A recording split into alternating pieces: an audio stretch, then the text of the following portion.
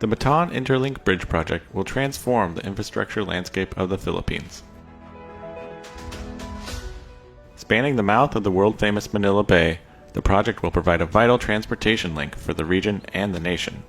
At 32 kilometers long, the new iconic gateway will drastically cut travel time between the provinces of Cavite and Bataan from 4 to 5 hours down to only 30 minutes. The project is made up of 6 main components. On the south end, a new highway connection will link the existing roads in Cavite to the bridge. Out over the water, a low causeway structure called the Marine Viaduct carries vehicles along the majority of the bridge and leads to the first of 2 shipping channel crossings.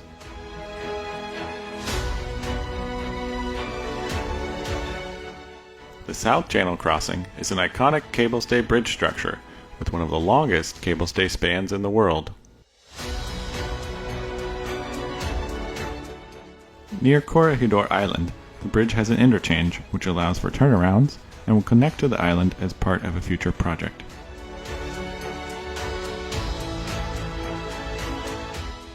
The North Channel Crossing spans over the second shipping channel.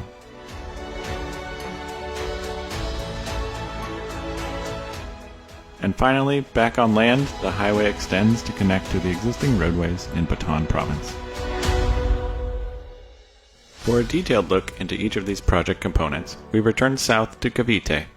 Here in Nike, we see how the new highway connects to the existing Antero-Seriano Highway and heads alongside Timalan-Balsahan before passing through the new Gateway Entry Monument at the water's edge. The Marine Viaduct follows a gently curving alignment that is derived from the connectivity and navigational constraints. It also creates a pleasantly dynamic driving experience. Deep marine foundations provide stability for all the piers, and the simple single-column pier design creates a clean and contemporary visual rhythm.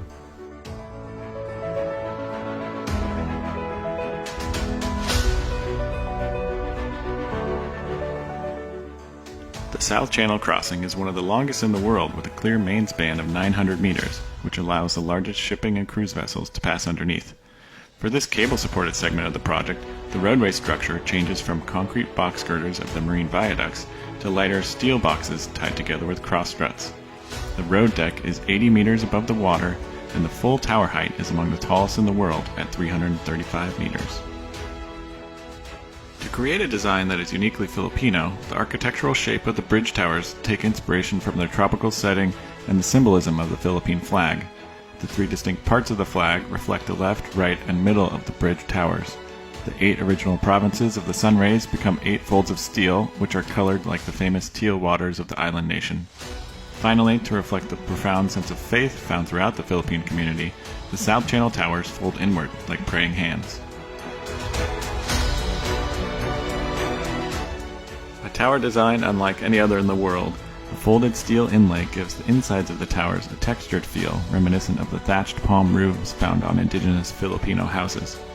This distinction from the smooth, gray concrete breaks down the scale of the tower into light, thin blades. The tower tops are asymmetrically angled, and the pair of towers mirror each other, like bookends framing the channel. The architectural lighting for both cable stay structures includes 3 components: tower illumination grazing the recesses along the height of the tower, cable uplights, and approach piers lit from small downlights at superstructure level. All fixtures are durable LEDs, and the entire bridge will have fully programmable color-changing possibilities. The driver's view is the way most people will experience the bridge. This is why it was important to put the tower treatments on the inside surfaces, facing the traffic. The perspective of approaching the towers from far away, and then getting closer and closer, will reveal new details every time the light and shadow change throughout the seasons. The open steel rail barriers allow users to fully enjoy the magnificent views of the surrounding landscape. From the roadway, you can feel how the structure above envelops you, like driving through a cathedral of cables.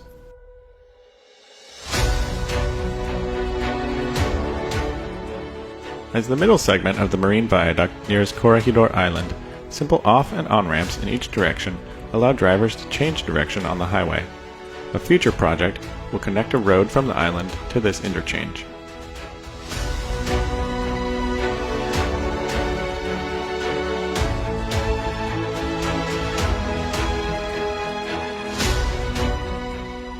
The North Channel crossing is the smaller of the two cable stay segments, but it is still a significantly large structure.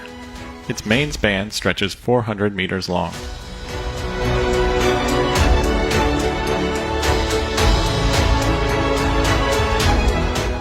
Due to its differing proportions from the South Channel, the roadway deck this time is a frame system comprised of steel girders and floor beams. The deck is lifted 47 meters above the water, and the full tower height is 181 meters tall.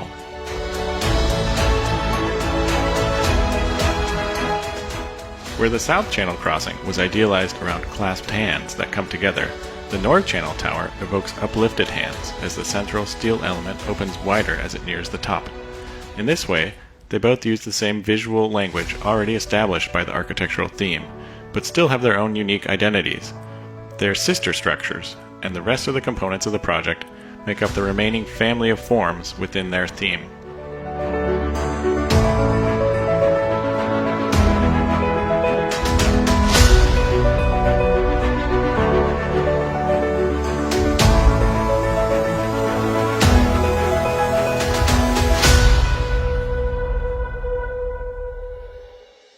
The architectural lighting for the North Channel crossing is the same as for the South Channel. The roadway lights for the full project are long-lasting LED fixtures and may be powered by solar panels on top.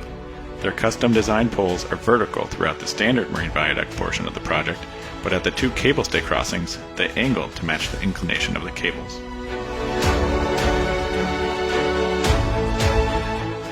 As part of the family of forms, the marine viaduct piers share a similar textured inset with a curved base to match the towers, and the twin high-level approach piers that lead up to both cable stay crossings have an extra single stripe of matching teal steel down their sides. The piers throughout the project are all comprised of precast concrete segments. As we near the end of the bridge crossing, it's nice to reflect on the journey of implementing the project. After completion of the feasibility report in 2019, the project began detailed engineering design in 2020, and with the cooperation and coordination of many government agencies, this final design phase will conclude in 2022 or early 2023. 4 to 5 years of construction will follow, bringing with it at least 3,000 new jobs, and the possible opening date for the bridge is late 2027 or early 2028. Finally, as the bridge reaches the shore in Bataan, it passes through another gateway entry monument before continuing up the hill toward Mount View, where it connects to the Roman superhighway.